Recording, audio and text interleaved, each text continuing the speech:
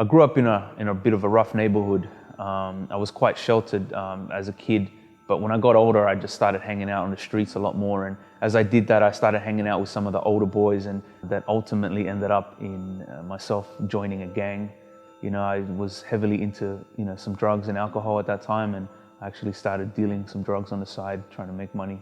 After high school, I met a girl that I really liked and started dating her, and she turned out to be a Seventh-day Adventist. But yeah, I was really deep still into my life on the streets and trying to do my own thing. I was trying to do rap music as well, make a career out of that. And while I was really kind of heavily involved in certain things, I was invited to go to some talks in the city.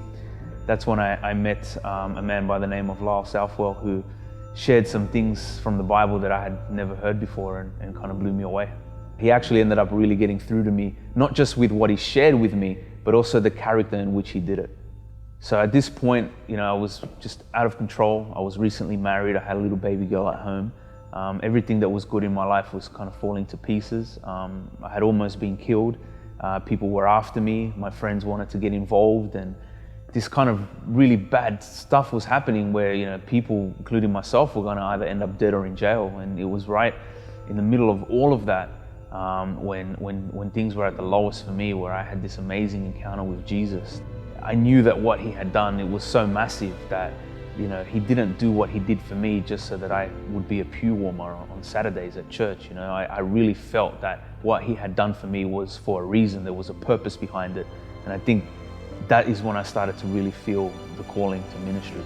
Because of the experiences I've had, not that they're good, but he uses that. He has the ability to make something good out of something bad. And I feel like God's called me to be able to reach and connect with people that are struggling and going through some of the things that I've gone through in my life. I've been working with recovering drug addicts and alcoholics and people that are having problems with gangs and so forth. There was a point in my life where anybody would have seen me and thought, this guy's lost. This guy has no hope, he has no future. And I probably thought that about myself too at some point. But God has brought me out of all of that. God has changed my life. God has put a calling on my life. And it's not because I'm good or I deserve it or there's something special about me, but it's just that I'm someone who knows that Jesus is real, someone who has experienced Jesus' saving grace and mercy. And I just want to share that with people. Jesus gave me a second chance. The one thing that I do know for sure is that if you answer the calling God has on your life, he will show you the best version of your life that's possible.